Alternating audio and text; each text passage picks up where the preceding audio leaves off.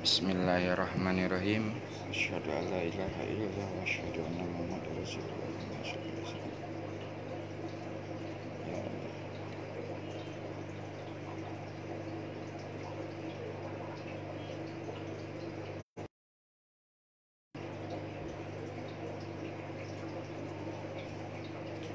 Assalamualaikum warahmatullahi wabarakatuh. Waalaikumsalam warahmatullahi. Alhamdulillahirabbil alamin. Wassalatu wassalamu ala asrofil anbiya'i wal mursalin wa ala alihi wa sahbihi ajma'in, amma ba'du. Pertama-tama saya panjatkan puji syukur kepada hadirat Allah Subhanahu wa taala yang telah memberikan keistiqomahan kita selalu di sini hadir dalam melakukan zikir nafas berjamaah dan diskusi tentang sadar Allah. Dan kita juga bersyukur kepada Allah atas nikmat iman, Islam, ihsan yang telah diberikan oleh Allah kepada kita, sehingga kita masih tetap berjalan di jalan Allah dan lurus kepada Allah. Salawat serta salam kita curahkan kepada Habibana wa Nabiyana Muhammad sallallahu alaihi wasallam. Mudah-mudahan kita adalah salah satu umatnya yang selalu mengamalkan ajaran beliau sampai yaumil akhir nanti. Nah, pada kesempatan malam ini alhamdulillah saya ditemani dengan Bang Rudi. Apa kabar Bang Rudi? Alhamdulillah. Alhamdulillah. Jadi malam ini materi kita yaitu memahami makna yakin Allah itu dekat dalam kehidupan sehari-hari kita. Nah, mungkin ini untuk pemahaman. Banyak orang sudah paham lah makna keyakinan itu seperti apa, kan gitu ya Bang. Tapi dalam aplikasi kehidupan nyata, kadang-kadang keyakinan itu belum terrealisasi atau belum teraplikasi. Kadang-kadang masih banyak ragu dan masih banyak keyakinan-keyakinan bukan kepada Allahnya, tapi kepada ilmu, pada makhluk, pengalaman. Kan gitu ya. Kadang-kadang kita itu masih yakin karena kita sudah punya pengalaman bisa menyelesaikan masalah ini, misalkan gitu. Nah, ternyata di situ kan keyakinan kita itu masih meyakini pengalaman, bukan meyakini Allahnya. Nah, bagaimana agar kita ini saat ini kita bisa meyakini Allah yang menyelesaikan masalah, Allah yang memberikan solusi, Allah yang memberikan pertolongan. Bukan hasil dari usaha kita, bukan hasil karena seseorang, bukan hasil karena ilmu kita, pengalaman kita, pengetahuan kita. Nah, ini ternyata sangat tipis. Nah, ini dari kemarin itu bahas tentang keyakinan terus nih kan Bang. Dan status-status yang saya tulis di Facebook, di WA itu langsung dapat pembelajarannya. Lu jangan hanya cuman ngomong, lu jangan hanya cuman nulis. Lu buktikan sendiri, lu rasakan sendiri, kata Allah. Dan ini nyata. Nah, nyatanya apa? Kemarin belum lama. Tadi pagi saya dari Subang.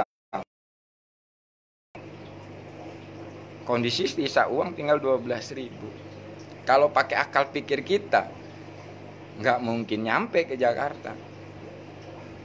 Tapi saya ingin bukti bagaimana kita itu karena Allah, bersama Allah, dan untuk Allah. Nah, di situ saya sambung dan jiwa raga saya serahkan, berserah kepada Allah. Menyadari Allah yang dekat, lalu minta petunjuknya, minta bimbingannya. Dan di situ baru saya merasakan benar-benar nyata Allah itu dekat. Di saat saya nyambung, saya nanya, ya Allah ini gimana? Tinggal segini. Tapi saya harus nyampe Jakarta ya Allah. Akhirnya dibimbing. Dah kamu naik. Saya ikutin aja. Kamu ngomong sama supirnya, ngomong. Ternyata di saat kita ngikutin perintah-perintahnya itu kita menyaksikan kemudahan-kemudahan yang Allah berikan. Kalau kita enggak sadar, nah itu kita anggap hal biasa, Bang. Tapi kalau dengan kesadaran lalu kita menyaksikan pakai kesadaran juga bahwa oh ini bimbingan Allah, ini pertolongan Allah, ini kemudahan yang Allah berikan, ini kasih sayang Allah. Dan itu menjadi nyata gitu loh, Bang. Bagi diri kita yang ingin bukti. Memang kita harus buktikan keyakinan kita itu tadi. Kita ngomong bersama Allah, karena Allah, untuk Allah, tapi dalam aplikasi kita nggak bisa buktikan itu gitu. Dan bukti ini bukan untuk orang lain. Bukti ini adalah untuk diri kita sendiri agar kita semakin yakin kepada Allah. Kita semakin yakin bahwa keberadaan Allah itu dekat. Dan alhamdulillah di saat berserah total ngikutin perintahnya nyampe ya kan. Dan itu di luar nalar. Kalau kita pakai akal pikir, pakai perasaan, pakai ego, pakai pikiran yang istilahnya harus gini, harus gitu, pasti mentok. Ya kan? Wah malu, wah gini, apa gue pinjem aja apa. Nah kan itu pasti terjadi itu. Di saat kalau kita nggak berserah total. Tapi di saat kita berserah total, kita dibimbing, kita menyaksikan dan membuktikan bahwa memang Allah dekat, Allah Maha Penolong, Allah Maha Membimbing, itu nyata gitu loh, nggak katanya.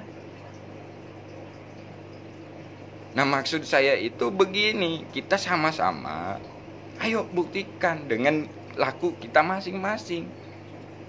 Bagaimana menyadari atau menyaksikan keberadaan Allah yang dekat itu, sehingga akan menjadi sebuah keyakinan yang kuat dan tidak tergoyahkan. Tidak tergoyahkan dengan keadaan, tidak tergoyahkan dengan ilmuwan seseorang, tidak tergoyahkan dengan kesaktian seseorang, gitu loh. Sehingga kita itu keyakinannya murni terus ke Allah.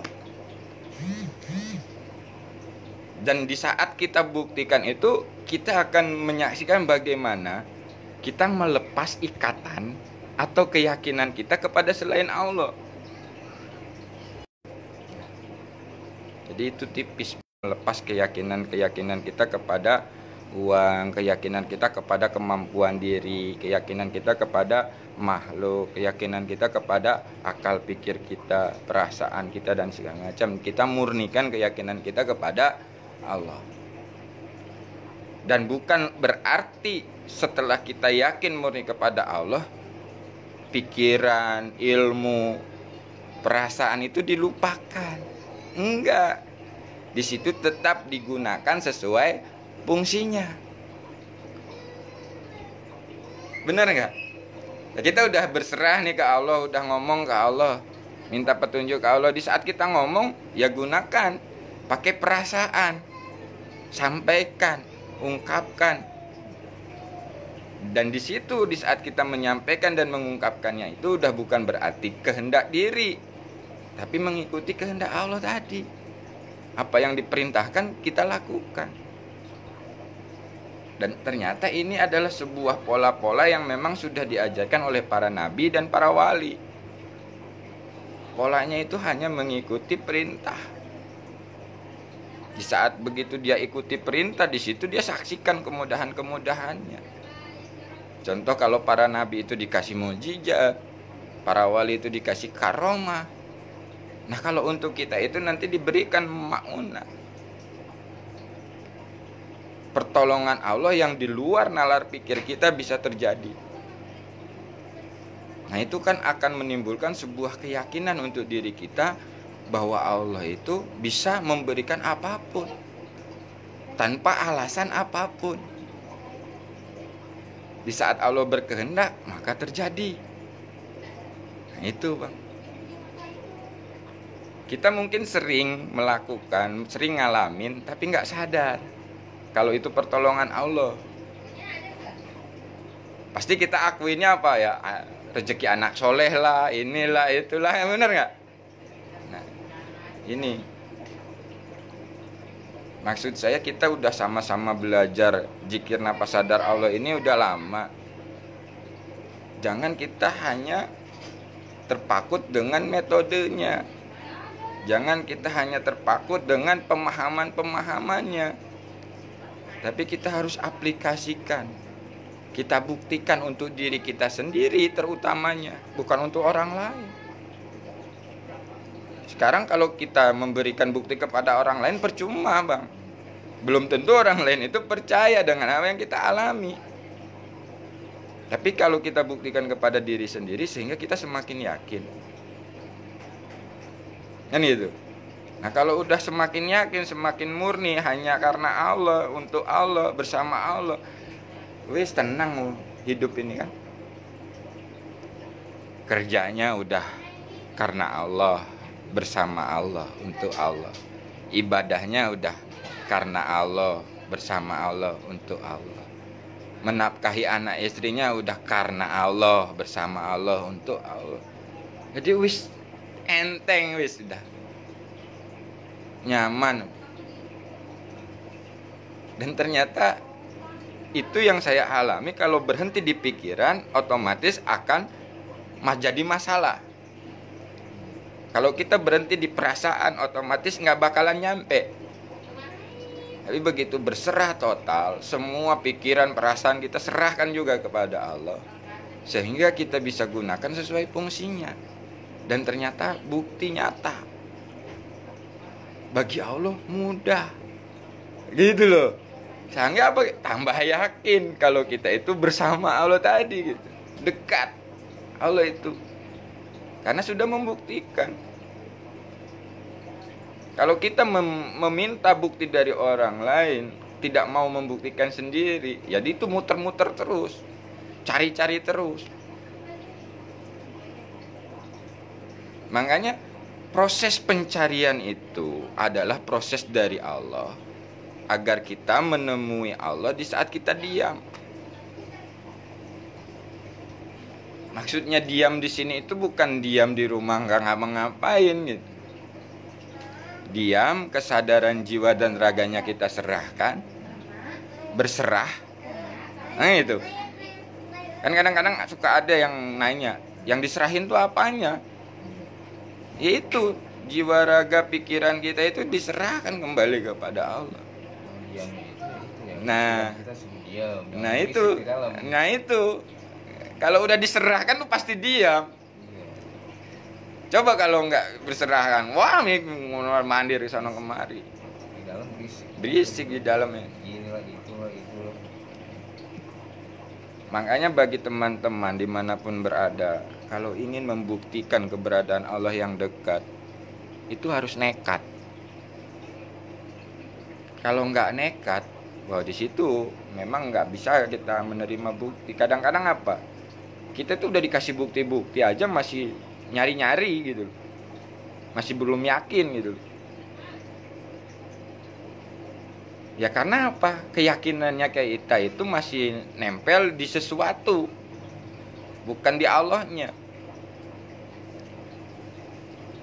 Ya kan gua begini, gua bisa begini ini karena ilmu gua, karena pengetahuan gua, karena pengalaman gua. Bukan murni karena Allah. Di sini tercampurnya tadi. Walaupun sedikit, kalau udah ngerasain yang murni akan paham, Bang. Oh, ini tercampur ego saya nih. Oh, ini tercampur pikiran saya nih. Oh, ini tercampur keinginan saya nih. Belum murni nih.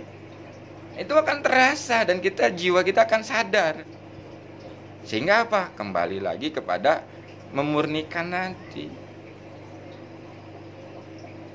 Sebenarnya kalau kita sudah benar-benar murni tujuannya Allah, karena Allah, bersama Allah, untuk Allah itu terlihat nyata, jelas lah, nggak ada penghalang.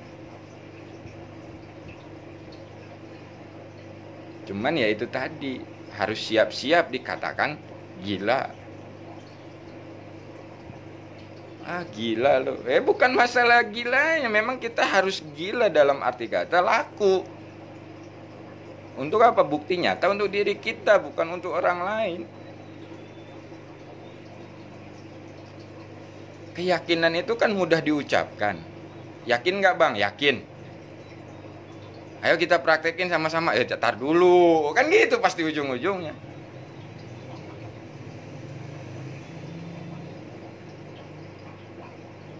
Ada lagi yang lebih gila orang itu untuk membuktikan Allahnya, jalan kaki dari ujung kulon sampai ujung kidul, nggak bawa apa-apa. Nah itu lebih nekat, itu lebih ekstrim pembuktiannya. Ada yang masuk hutan 40 hari nggak bawa apa-apa. Nah kita mah jangan sampai yang begitu dulu, yang kecil-kecil aja dulu lah. Coba buktiin ke kantor nggak bawa makan siang, nggak bawa bekal, tapi berserah diri jiwa raga kepada Allah. Kita bawa Allah aja, sehingga kita bisa saksikan di saat waktunya makan siang kita nyambung terus ke Allah. Ya Allah, saya perlu makan ya Allah. Nanti ikutin aja perintahnya sampai benar-benar kita menyaksikan, oh begini cara Allah ngasih makan.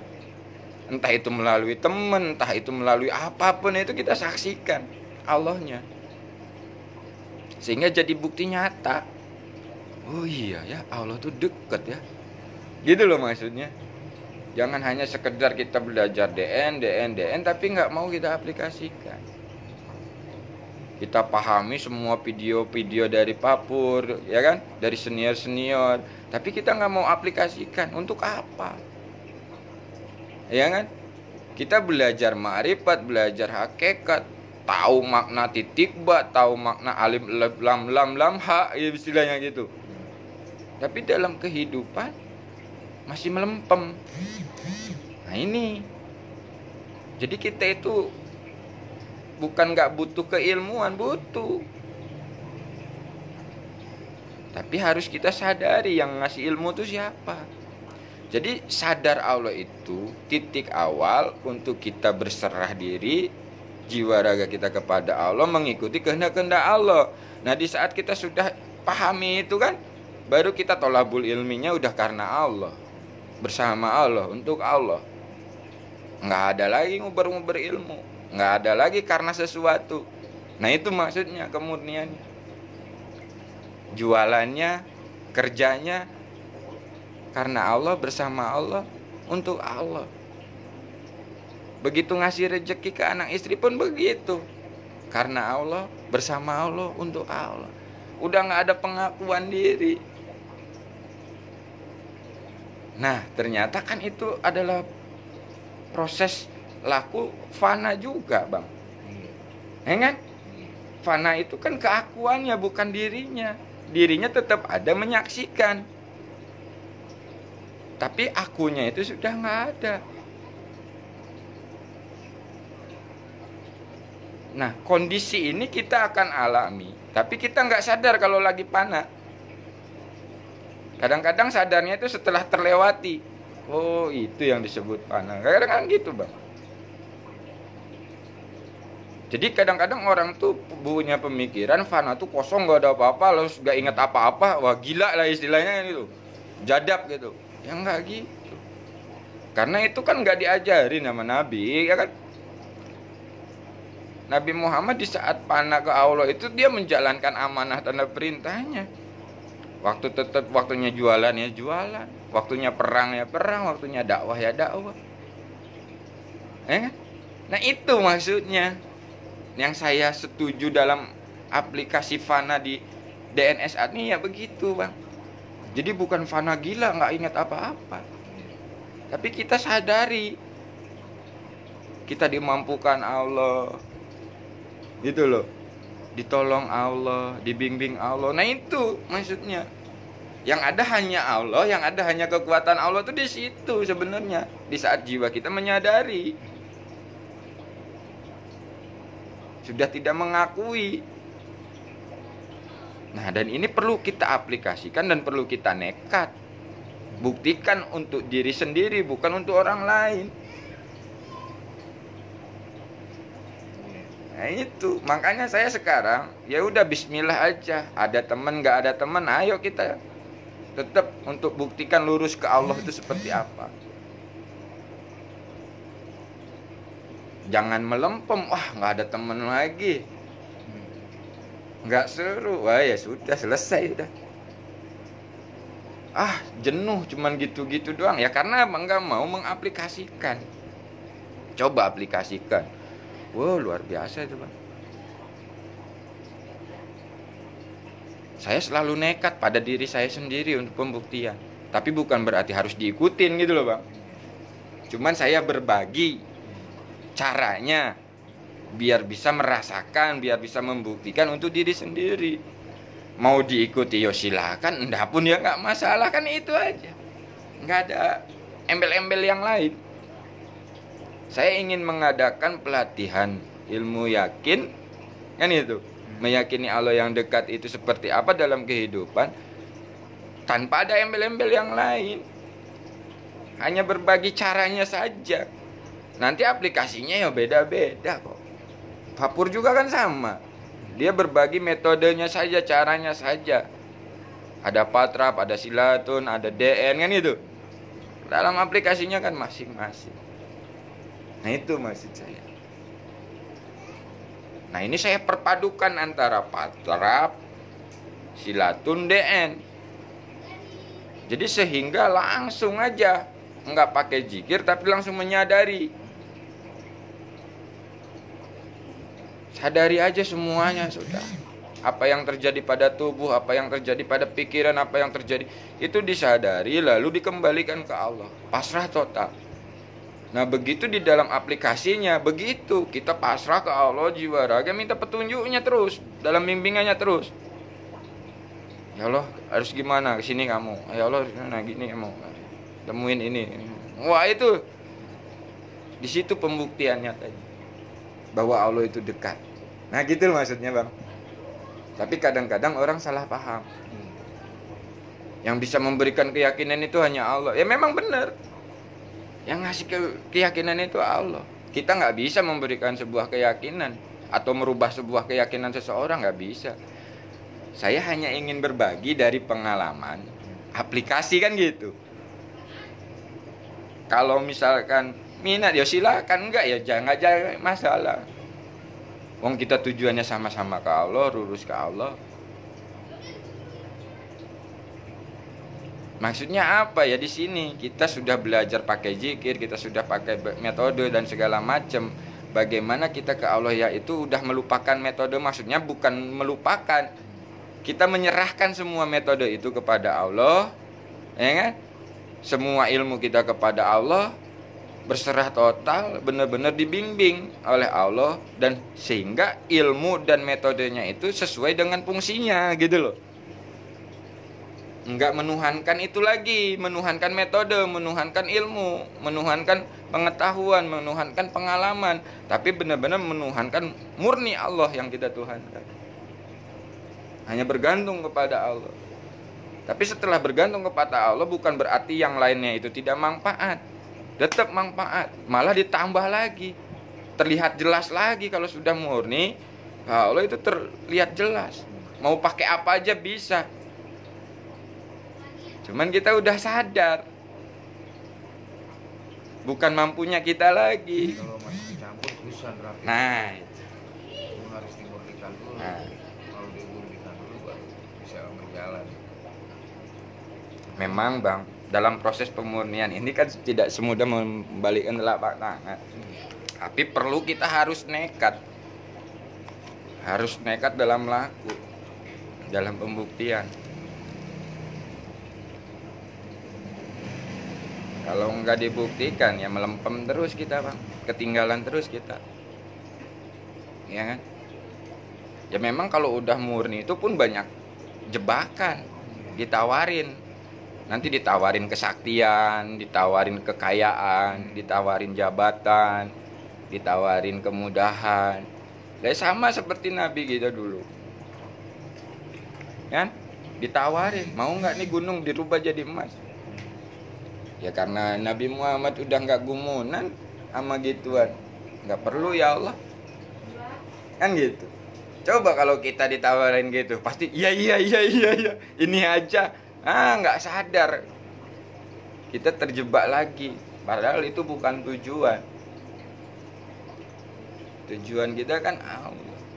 Ngapain begitu ditawarin langsung pindah tujuannya? Nggak murni lagi. Dan itu dialami. Tawaran itu banyak Bang sekarang mulai nongol nih ke saya. ini.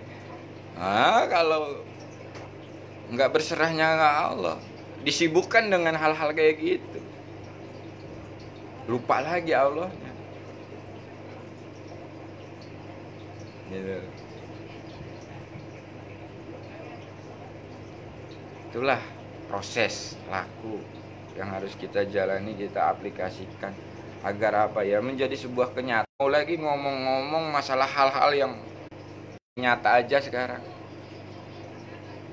Apa yang sudah kita pelajari kita aplikasikan, di situ kita saksikan nyata dengan diri kita sendiri, dengan mata lahiriah dan mata batiniah kita, sehingga jiwa kita itu benar-benar sadar akan Allah yang dekat.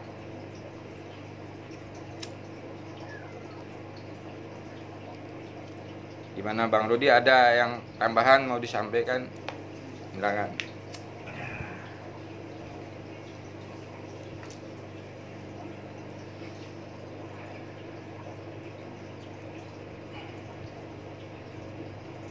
Memang kesadaran itu memang nggak bisa di ini ya. Ya kalau kita kejar juga belum tentu dapat ya kan. Tapi nggak mau kesadaran itu ya memang harus yang kita jalanin aja apa adanya. Nanti di perjalanan itu akan ketemu sendiri pelajaran-pelajaran apa yang buat diri kita sendiri. Kadang-kadang justru yang akurat yaitu apa yang kita alamin. Setiap apa yang kita alami yang dihadirkan oleh Allah, semua kalau dikaji ya itu akan menumbuhkan suatu kesadaran pada diri kita. Ya. Jadi kadang-kadang orang masih bingung, menyadari itu seperti apa sih? Kan gitu ya. Nah, menyadari itu kalau yang saya alami itu meyakini keberadaannya. Contoh gini, sadari Allah yang dekat. Jadi menyadari Allah itu bukan dibayangkan dengan pikiran atau dengan angan-angan. Tapi cukup menyadari Allah itu adalah keyakinan. Yakini saja keberadaannya yang dekat itu, gak tanpa kita pikirkan, tanpa kita bayangkan. Karena Allah itu tidak bisa dibayangkan, dipikirkan. Nah, itulah yang disebut kesadaran itu di atas pikiran dan rasa. Jadi udah gak bisa dirasa-rasa. Kalau sudah masuk ke wilayah kesadaran tadi.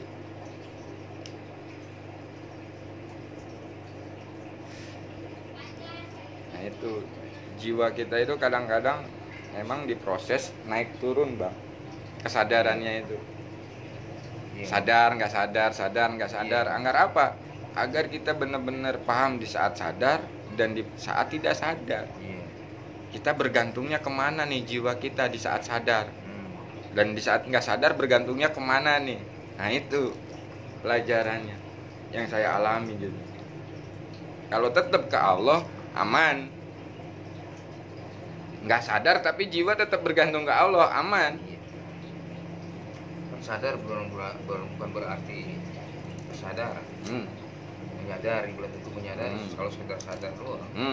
Tapi kan belum berarti itu dia menyadari. Kalau menyadari itu udah sifatnya udah melakukan, udah ngalamin gitu. Kalau sekedar sadar aja baru sadar aja. Merasa tahu gitu, sadar situasinya seperti ini. Ya kan? Tapi dalam solusinya belum tahu. Pelakunya seperti apa gitu.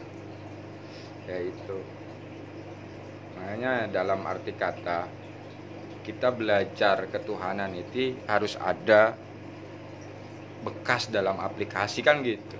Bukan hanya sekedar pemahaman. Kalau untuk pemahaman kan kita udah terlalu lama lah, ya enggak? Dari dulu kita belajar kayak gini kayak gitu kan, pemahaman itu kan banyak tuh. Banyak dan macam-macam dan nggak sama dari pemahaman satu ke pemahaman yang lain. Nah, ini sekarang bagaimana kita bisa merasakan kemurnian yang hakiki dari Allah tadi. Itu. Jadi bukan katanya. Dan ini harus kita laku. Kalau nggak laku, ya nggak bisa kita rasakan. Memang pengalaman orang bukan menjadi suatu patokan, Nah, itu sebagai inspirasi doang. Ya, motivasi lah gitu. Hakikinya kan pengalaman kita sendiri. Nah, betul. Betul itu, Bang. Cocok. Iya. Jadi kadang-kadang memang ada yang salah paham. Jangan paksakan keyakinan Yusuf untuk diyakini oleh orang lain. Sebenarnya saya bukan untuk memaksakan. Jadi dia mau melihat keluar nanti kalau berpatokan seperti itu. Maksudnya nggak ngalamin seperti orang lain ngalamin kan gitu. Karena kan nggak semua apa yang dialami itu sama. Kalau sama ya memang lagi dikasih sama Allah. Kalau yang beda ya beda. Cara merasakannya aja beda. Iya. Kan cara menyikapinya beda. Tiap-tiap orang punya ini sendiri sih. Yang dapat dari Allah tuh beda-beda. Jadi itu pembahasan malam kita ini. Jadi bagaimana kita memahami makna keyakinan yang kuat, menyadari Allah yang dekat tadi dalam aplikasi kehidupan, sehingga kita benar-benar tidak tergoyahkan dan kita memahami keyakinan yang tercampur itu seperti apa. Nah, ini istilahnya rangkumannya kita untuk istilahnya kita sudah tahu dalam aplikasi, tahu dalam laku, tahu dalam pengertian, sehingga benar-benar merasakan sendiri, tidak hanya sekedar katanya. Nah, mungkin penjelasannya cukup sekian. Mohon maaf jika ada kesalahan. Nanti saya akan lanjutkan dalam praktek berserah diri total kepada Allah